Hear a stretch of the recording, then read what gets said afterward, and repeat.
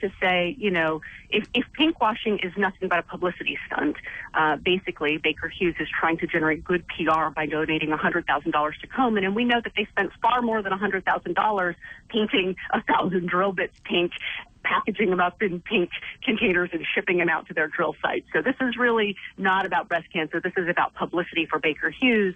And once that publicity went sour, they've taken that partnership deep underground. That's not enough. We're asking Komen, the world's largest breast cancer charity, to break ties with the fracking industry.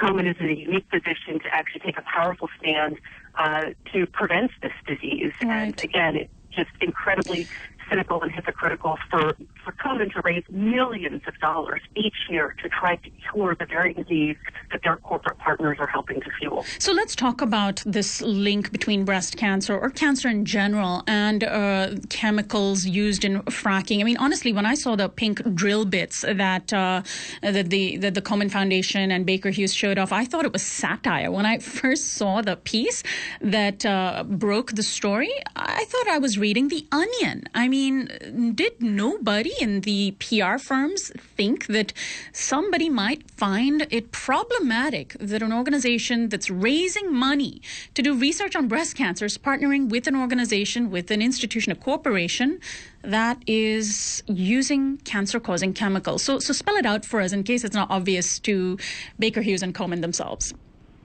Yeah, you're not alone.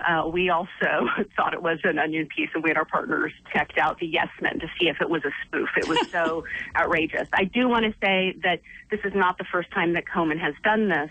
And, 2 years ago, we and our members sent letters to Komen and a different fracking company. This time it was Nomac. It's a subsidiary of Chesapeake Energy. They painted a drill rig pink with a big pink ribbon on it and installed it in rural Ohio. They gave $10,000 to the local Komen affiliate. So it's not the first time Komen has done this. What makes this unique is the just groundswell of public opposition to this kind of pinkwashing. And I think there'll certainly be questions if Komen would do this kind of partnership again. Fracking is an inherently dangerous practice. Companies pump millions of gallons of water mixed with millions of gallons of toxic chemicals deep underground to break up rock formations and free oil and gas. We know that of the 700 and plus chemicals, most of these are proprietary. We don't, companies aren't disclosing these chemicals by and large, and when tested, half of the chemicals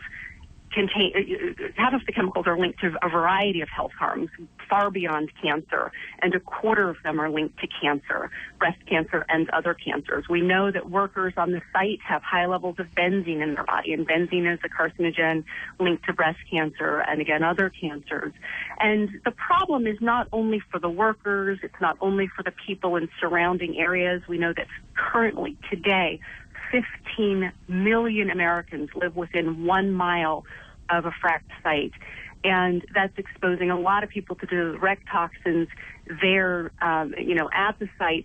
But the problems go further than that, because once we've poisoned our water, that toxic water has nowhere to go, and whether it stays underground and has potential to contaminate our water supplies, or whether the dirty water is pumped up and continues to expose folks. We know that when that water is used to irrigate our agriculture, is used to water livestock, then those same toxins come into our food supply and come into our body. So this is really a dangerous process that is endangering our food, our water, our air, and our health.